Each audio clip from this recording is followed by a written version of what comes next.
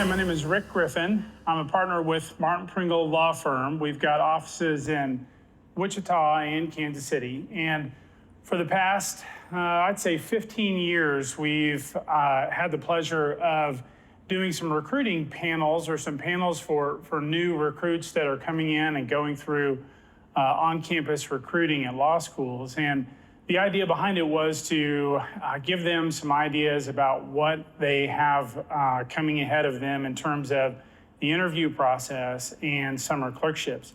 The idea, if many of you are new to this process or don't have attorneys in the family, you may be wondering what's going to happen. What kind of questions am I going to be asked?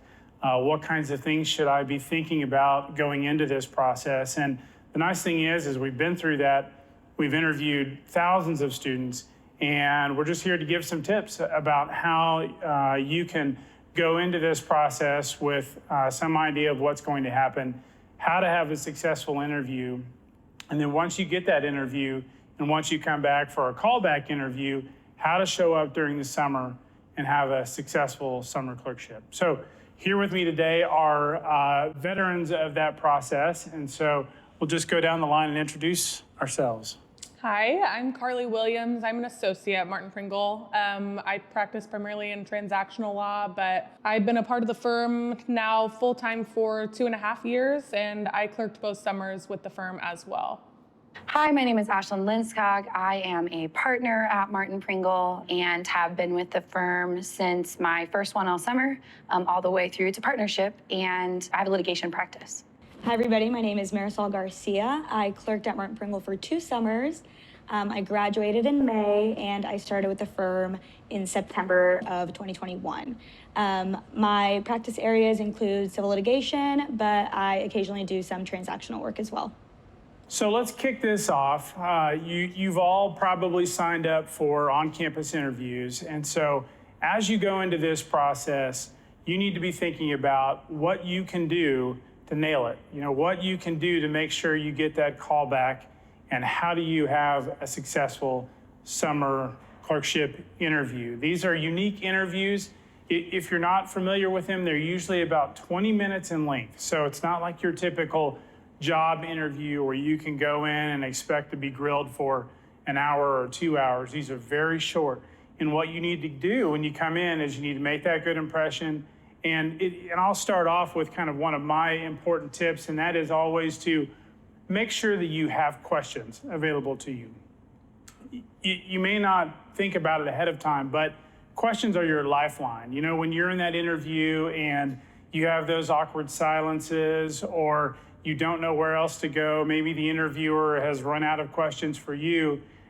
If you come armed with at least 2 to 3 questions of your own, it can really be your lifeline. It's also your chance to find out more information about the law firm, about the clerkship. And so you shouldn't be in a situation where you're asked by the interviewer if you have any additional questions and you say no. So always come prepared with some options there. It will make you feel a lot more comfortable as you go through the process, for sure. So what about you guys? What are your thoughts? I think, from my perspective, the most successful interviews are the ones where you bring your whole self to the interview.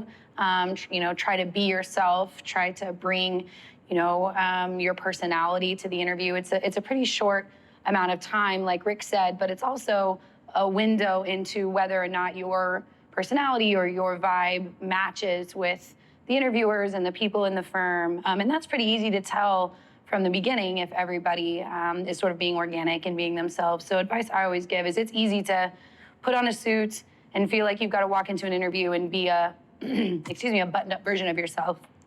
But I think for us anyways, when we're interviewing, we like to know who you are, get a sense of your personality and whether, it's a fit for coming back and spending as much time as we all spend together.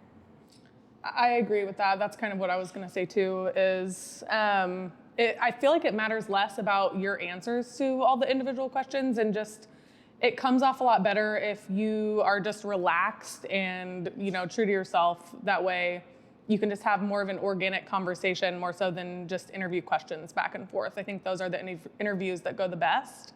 is when it's been 20 minutes and everyone's like, oh my gosh, that went so fast. We had just finished talking about ourselves, so. I think I spent my entire interview at the law firm. Rick was interviewing me, and I think I spent my entire 20 minutes accidentally making fun of the other guy that was interviewing me with Rick.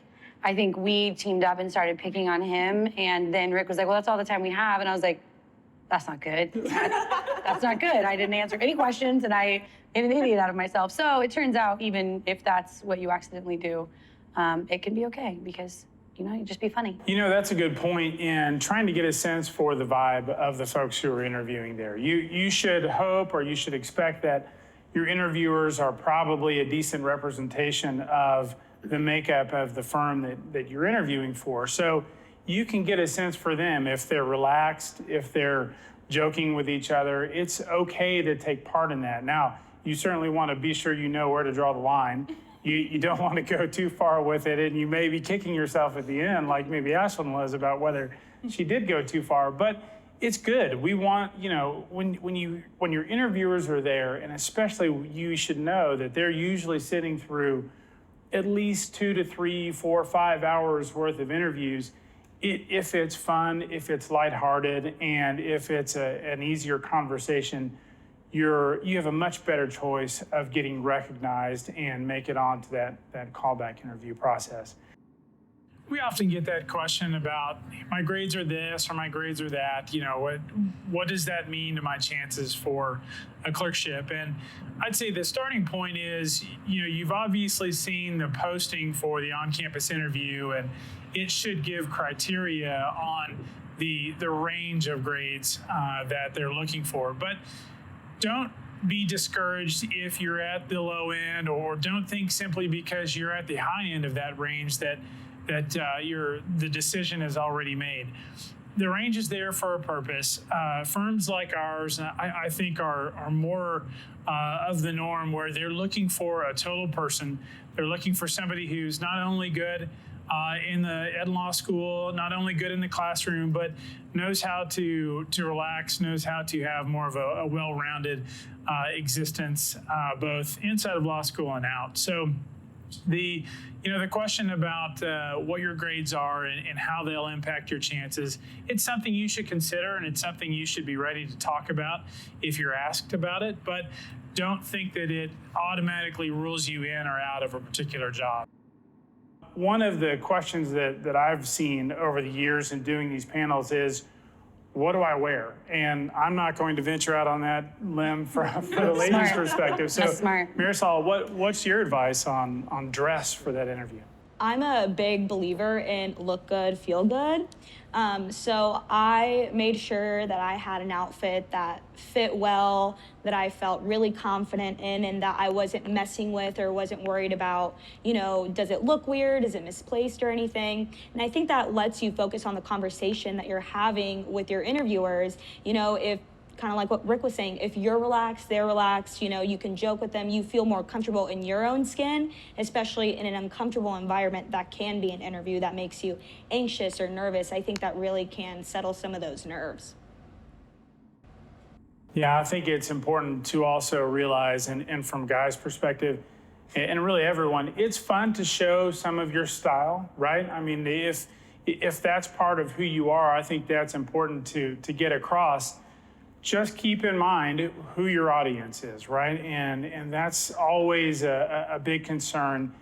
Not only do you need to make a good impression with the folks that you're interviewing with, but as an attorney or a future attorney, part of your job will be to stand in front and represent your clients, represent business owners, represent people who have a lot on the line. And like it or not, they have some idea of what that sort of person ought to look like. So in terms of your personal style, if you have something that's a little bit farther out there, or if you like to grow out the beard for, No Shave November or something like that, that's fine and good. But when it comes time to the interview process, it's usually a good idea to dial that down just a little bit and be a little more conservative. So. Yeah, and you can wear fun socks. Fun socks with totally your acceptable. with your suit. I agree. I think you have to be prepared to show up feeling your best self, what you feel confident in, what you are most comfortable in, while also taking, into account who your audience is and who you're presenting to, and wanting to leave someone with a good impression of yourself. And I think those are important things to consider. Karlee, what's your thought on the question that everyone gets as to what area do you want to practice in? Do you think that you have to have your mind made up and know everything about what you want to do at this stage of your law school career? I think very few people do know exactly what they want to do, or if they think they do, it ends up not being what they want to do. And I think it's fine to have an open mind, at least in our firm, since we don't have designated silos where people work in. So I think it's completely fine, and the vast majority of people that come in, they might have a thought of what they might want to do, but not having any idea and then getting a chance to practice and work with all the different partners and in all the different areas, I think is really valuable regardless of what you think you want to do. And do you guys think it increases your likelihood of maybe getting another offer if you say, hey, I'm open to learning about different things in different areas? Yeah, I mean, you could run into a situation where maybe they have enough transactional associates or they have enough litigation associates. You might be more likely to get a call back if you say you're open to all of it, because that might be a need that they need to fill. The qualities and characteristics that I think make a successful law clerk, or a law clerk that we're looking for, are someone who's reliable, someone who's authentic, that brings their whole selves and their personality to problem solving, someone who is hardworking and is easy to spend a considerable amount of time around. Ultimately, I think what we're looking for are people that we want to both work in a professional capacity and use their brains and use their perspectives and their thought processes to otherwise help serve our clients, but also looking for those types of people that we want to spend time with outside of the office and go to lunch with and hang out with. What kind of preparation do you guys suggest that law students do in advance of the interview? I think if you know someone who clerked at Martin Pringle, you know, it's always good to ask them, how did you like it? Did you get the type of work that you liked? How was the environment? What does that look like? Especially, say, if you're not from Wichita and you're interviewing for Martin Pringle in Wichita, how's the city? Kind of stuff like that, I think, was very insightful for me and kind of gave me a grasp on the kind of questions I wanted to ask based on, past experiences and what I was looking forward to in a clerkship. Yeah. I think it's important to research at least some very basic things about the firms that you're going to interview with. Make sure that you know what type of law they practice. If possible, look up who is interviewing you and know a little bit about what they practice too. If you go into an interview and you say, I am dead set on practicing adoption law, and the firm that you're interviewing has nobody that does adoption, then that's happened. You might not have a very good chance of getting a call back there. So do a little bit of research about where their offices are, what type of law they practice, and if possible, a little bit of research about the people that you're interviewing too. That way you can have more tailored questions for them. Yeah, that's what I was going to say is make sure that you look at the law firm's website. You identify, I think they figure out who the lawyers are that are interviewing them in advance. Go look at their bios.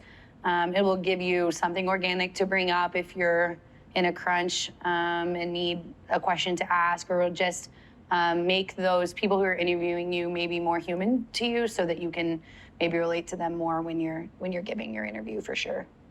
Okay, so let's say that you aced the on-campus interview and you get that coveted callback to go to the law firm that you're interviewing with for a callback interview.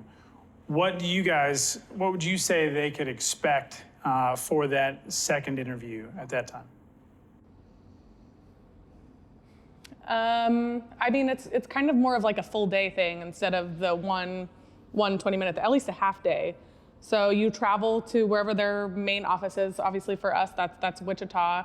A lot of times they'll provide you with lunch or dinner with a few attorneys, and then you can expect to be interviewed by almost all the attorneys in the firm in smaller interviews. So we do it where you go into different offices where there's like 3 or 4 attorneys at a time.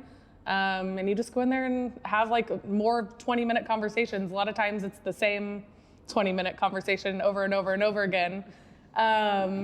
But it's a lot more relaxed than it sounds, especially with us, because a lot of times it's more of just a natural conversation with the attorneys and yourself. Yeah, I think it can sound overwhelming, but it truly, I thought it was fun.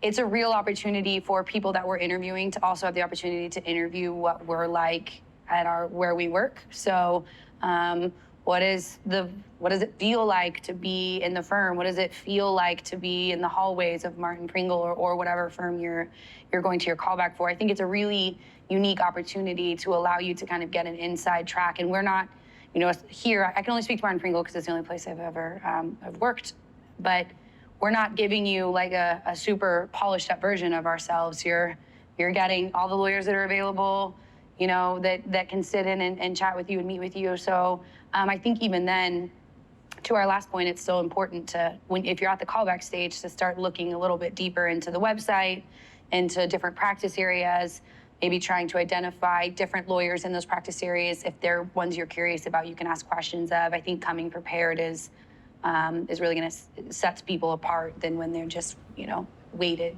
or when they just wait to be asked questions. Yeah, I would say that the callback is, again, your opportunity to shine and kind of display your personality. So whoever interviews you, they can talk about you to, other partners and other associates at the firm, like, hey, like, we had a really good interview. And then the callback gives you an opportunity to showcase that to everybody else. So really, I think you, like what Ashlyn said, come prepared, ask questions about, if the interviewers, don't practice in that area of law, then that's your opportunity to ask those questions, or maybe questions that you forgot to ask or, thought of later after the interview. That's the perfect opportunity for you to do that. And really good questions, I think that you can ask too, if you're thinking about what can I ask in a group of, 4 lawyers in an office. I think it's good to ask people about their individual experiences with the firm, whether, what was your clerkship experience like, or what does your daily life look like at this firm? I think those are good, thoughtful questions. You're going to get lots of different answers from different people, but get a really good idea of what the culture is like. Yeah, and don't be afraid to ask the same questions to each different interview. Yeah. It's kind of easy to forget once you've already asked those same questions 3 different times that the people that you're talking to now haven't heard those and haven't had a chance to answer them. So it can feel kind of mundane to you sometimes, but if you have good questions that you get good answers from, don't be afraid to ask those same ones in all the different interviews. Yeah, you can compare notes. You can see, are they telling the truth? Are they giving consistent stories? That's good information to have. Yeah, so as a law clerk, you come in the morning, you do some administrative things, you pull up your stopwatches and the system which we use to bill, just to make sure that you're really capturing all your time and kind of keeping track of the matters that you're working on. Sometimes, we'll have morning meetings with other law clerks that usually happen on Fridays to kind of talk about caseload and how we're all doing and upcoming events. So then you get back to work, and then once lunch rolls around, usually we would go to lunch with a partner or associates or as clerks, kind of build community in that way. Come back. If we had to go to a meeting in the afternoon, or sometimes we'd get invited to a mediation or a trial on a case that we've been working on. And so that was always really cool, getting pulled into stuff like that. And then by the end of the day, it's time to go home. And if it's Tuesday, then you go to Lawyer League softball, or, sometimes you'll go for like after work drinks, or you'll go and, one day we did axe throwing. So it really just depends on your week. But there's always something to look forward to at work and after work. Okay, let's shift gears to how to have a successful summer clerkship. So you've gone through the interview process, you've gotten your offer. Hopefully you'll get an offer letter that lays out at least when to show up and a little bit of what to expect when you show up on site. But you need to think also that your process is not over. Your chances of your ability to improve your chances of success are still there. So you ought to be thinking going into this process, what can I do to make sure that I get the most out of it? What can I do to shine? What can I do to stand out? What can I do to learn through that process and figure out what life may be like at that law firm if you were to go to work there after law school? Because I think that's generally, you're trying to try things out at the firm while you're there, but oftentimes you're also trying to continue to interview for that job after law school is over. So what's top for you guys in terms of how to knock it out of the park with that? I think my advice would be the same the same advice I gave when showing up for your interview is bring yourself, bring your personality, what makes you unique, what makes you all of those things to your clerkship. It is, an interview, a longer interview of you, and it's a longer interview of us and those things. And it's a really good time to figure out if it's a good fit. I spend a lot of time with the people at this table every day, and I like to be able to do that with people that we all get along with, that we like to spend time together, those types of things. The other thing I would say that is probably the most important piece of advice I could give for someone coming to a clerkship is you have to be willing to be present. You have to be willing to show up. And sometimes, midsummer, you're like, I just want to take a nap. I don't want to go to this event the firm's putting on, or I can't go to one more softball game, please, it's so hot outside. It starts to get kind of tiring, but the best thing you can do for yourself is just show up, be present. Different lawyers go to different events, and so you have to sort of be the common denominator during the summer about just making yourself available, because people don't want to just get to know you from a work level. They want to get to know you as a person, and being present when you can be really is valuable for that. I would say to kind of get out of your comfort zone as far as these events go. So it would be easy, say if I worked with Ashlyn a lot on a project, for me to go to Ashlyn and just talk to Ashlyn the whole night. But kind of what Ashlyn said, you want to make sure that it's a good fit overall, not just my fit with Ashlyn. But, going up to other partners, having conversations about them, you would be, surprised, they're more than happy to share, pieces of their life with you, not just, what areas of law they practice in, but, what their personal life is like, their hobbies, their interests, but you have to, go out of your comfort zone and ask those questions. Yeah, sometimes it's easy for summer associates to, when they go to these events, it's kind of intimidating to go up to some of these tables of attorneys that you may not have had a ton of exposure to. But those are the kind of things that you should push yourself to do. It's really easy to stay with your other fellow summer associates or some of the young associates that you have more exposure to. But these attorneys are taking time out of their lives, not only to help plan these events that they're putting on for you, but they're also taking time out of their lives to attend them so that they can get to know you and so that they can have an opinion of you. I think the worst thing is if at the end of the summer, there's several attorneys who don't know who you are. So make sure that you go to those events and push yourself out of your comfort zone to try to talk to the attorneys that you don't have a ton of exposure to otherwise, if they're there. One of the base expectations of the clerkship process is that the law clerks are getting the answers right. The work product that they're turning out is correct and their best, work product available. So how do you do that? What can you do when you show up on day one to help give yourself a little bit of an edge to do your best work and kick out your best work product? One of the simple things that you can do is understand that law firms, and whether it's a private practice firm, whether it's a small office or a large office, whether it's a governmental office, whatever it may be, they almost always have a document management system of some form where they save all of their work product. And unlike law school, where you're asked to create this stuff from scratch and on the fly, that's not the case once you get to the summer clerkship. What you want to do is see what you can do to leverage materials that are already there and already available to you. to give yourself a start. Sometimes I know, especially on that first day or that first week of your clerkship, and somebody comes and asks you, hey, Marisol, I need a motion to dismiss, can you write this for me? And you're sitting there thinking, oh man, I've never done anything like this. I don't know what kind of case this is. I'm brand new. I just walked in the door, and you can get a little bit frozen.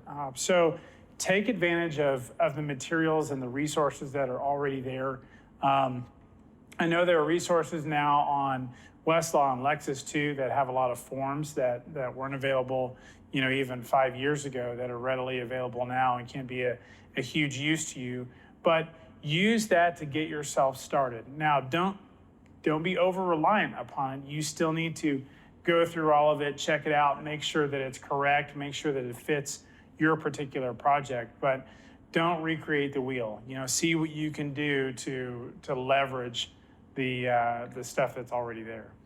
And I think what's nice about that too is having access to that system is you can even nail down which lawyer is asking you to do which task. So if Rick is asking me for something, I can find in the database versions of this that Rick has drafted historically that I can say and adopt to sort of maybe fit this, and then if Karlee is asking for something, I'll say, well, maybe she has a preference about the way this form looks. So I think that's a really good point of using what's available to you. We also have a partner here who, for those of us who have worked with him a lot, his response when you go and ask him questions is, did you Google it? And you would be shocked the amount of times, I was like, no, this feels too complicated to Google. And he's like, trust me. You can Google it. And so sometimes, your greatest resource is trying to do a little bit of your research early, get some context for what your questions might be. So if you're given an assignment and I say, hey, I need you to draft an independent contractor agreement. And you say, I love that, Ashlyn. I don't know what an independent contractor is. Start with just trying to figure out some of those basic terms, even if Google is the place that you do it, to give you some context so that then you're prepared to go back and ask the person who's given you work.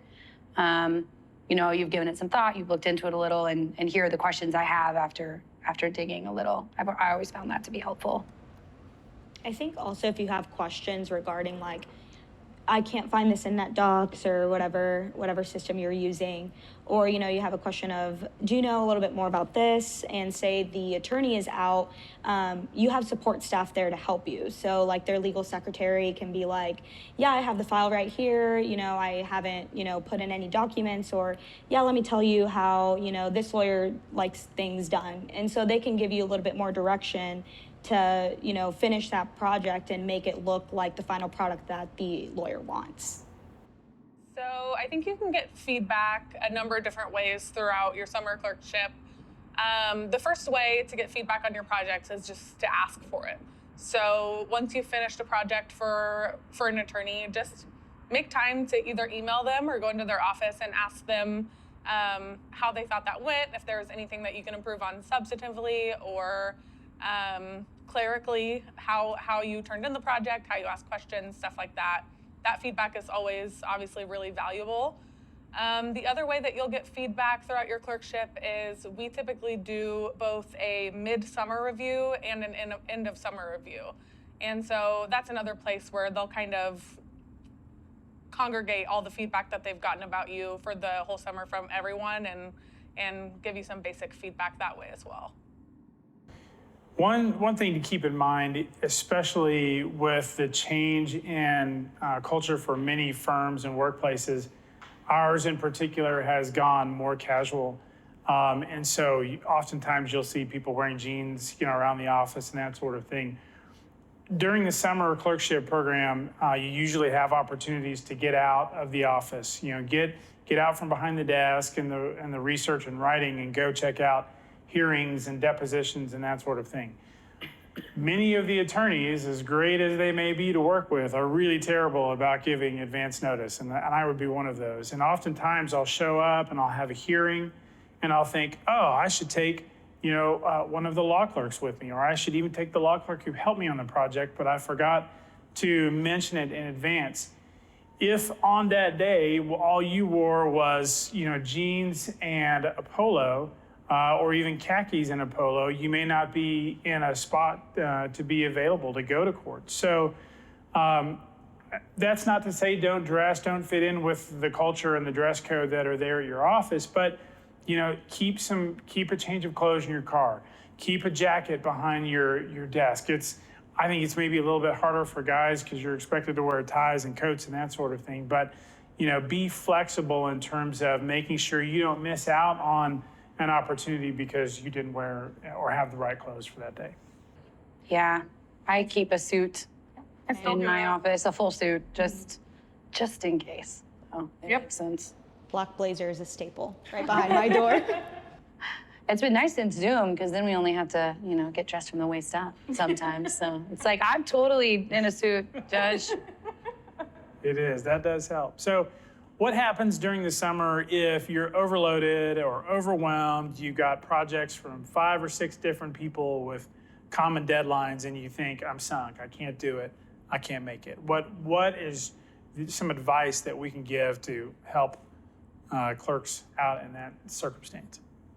I think the smartest thing you can do is talk to the supervisors that have worked with you for the summer. They'll have context for which projects you might have more success, asking if you can have a deadline extension or talking through some maybe like time management skills to help you through that type of situation. It could be that one partner is really understanding about pushing deadlines back and it would be no issue at all. No marks on your grade sheet, but one might hold that against you. So those people will have more insight as to how you should handle that situation and ways that they might be able to help you get out of it. Yeah, and as someone, who gives work to clerks and deadlines and those things, I would say that I would much rather know sooner rather than later if you need an extension. If you tell me a week, because we're working on real work for real clients and I have real deadlines. And so if I give a deadline and you let me know a week in advance of that deadline, I can shift things around and say, oh, totally, let's see what we can move around, or let's see if we can, if I can step in and finish this for you or whatever it might need to happen. But if I don't find out that you need the extension until the day before the deadline, then it puts me in way more of a jam than is comfortable for me. So I would say your first step should be to really definitely talk to who you've been working with and say, hey, I've got 5 deadlines on Tuesday of next week. Yours is one of them. I just want to talk through, what that might look like and see what my options are. I think that's way better received, at least for me, than if you show up Tuesday morning and say, I know you needed this by today, but it's not done. Then I'm more likely to hold that against you than I am for you to ask for an extension in the first place. Yeah, I was going to say missing deadlines during your clerkship is one of the worst ways to kind of start off with a partner if that's the first project that you've done with them. You, like I said, want to first establish a good line of communication with that partner or whoever you're working with. But, kind of like what Ashlyn said, giving enough advance notice to where, one, they're understanding, right? Especially if they've clerked there before, they understand that, things get caught up. But 2, just making sure that, they don't see you as someone who slacks off or, they see you as someone who's dependable. Yeah, that makes sense. So what's, if you had to wrap it up, what do you guys think as you look back at your clerkship was, the best thing that you did, during that summer, the thing that you did right? And Ashlyn, you may need to take a while. Oh, man, I did a lot of things right. So it's just really hard for me to narrow it down to just the one. So I'll go last, I think probably the best thing I did was just to make sure that I built actual relationships with a lot of the attorneys in the firm. So I felt like I was friends with most of the people that I worked with, and I think that probably set me on the best foot that I could be on. I think for me, I know that I identified a lot of areas of practice that were deemed civil litigation, but I think I did a really good job of also going to those transactional attorneys and saying, hey, you know, I don't know much about transactional law, but I'm interested in, you know, this kind of work, or I'm curious to see what your practice area looks like, and asking for work in those areas, so that way I could get, you know, really a good view of what I liked, you know, of things I did well in, and like Karlee said, building those relationships with attorneys that maybe, you know, I wouldn't have gone to first for work. Yes, I think building relationships is really important, being, you know, authentic and memorable. I think one of the other things that I did, or a perspective that I brought, was that I was going to treat the lawyers that I was working with and the work that they were giving me like they were my clients. So I was going to endeavor to be communicative, to perform good work, to be detail-oriented, all of those things that if I was going to turn in a paper for a grade, I was going to give that same level of care to the work that I was producing to the lawyers that were looking for it. And I think, you know, combining that level of commitment to your work product with also, you know, being yourself and building those relationships will ultimately make you more successful. I think for me, I had a spouse who lived out of town, but I still committed to the entire summer to being involved, not only on an 8 to 5 or 9 to 5 or whatever the work hours were, but also to the after hours events, to be able to form those relationships, to see the attorneys interact outside of the office, because they often act a lot differently, or they finally relax and are willing to sit down and kick back, and you can see kind of what their true colors are. So I think getting to see both sides of those kind of work and after work environments, and as well as, you know, show what I was like after work as well. I think that's really important to establish that scenario, that relationship. Or maybe I shouldn't have shown as much as I did. But well, I think that's all we have. You know, ordinarily this is the point when we're live that we get to take questions and help answer a few more of those. I'm sure we didn't cover everything that might be on your mind. So don't hesitate to email or call any one of us here. We'd be happy to talk a little more and walk you through any questions that you have. But outside of that, thanks for taking your time. Hopefully this helped, and look forward to seeing you on campus for interviews.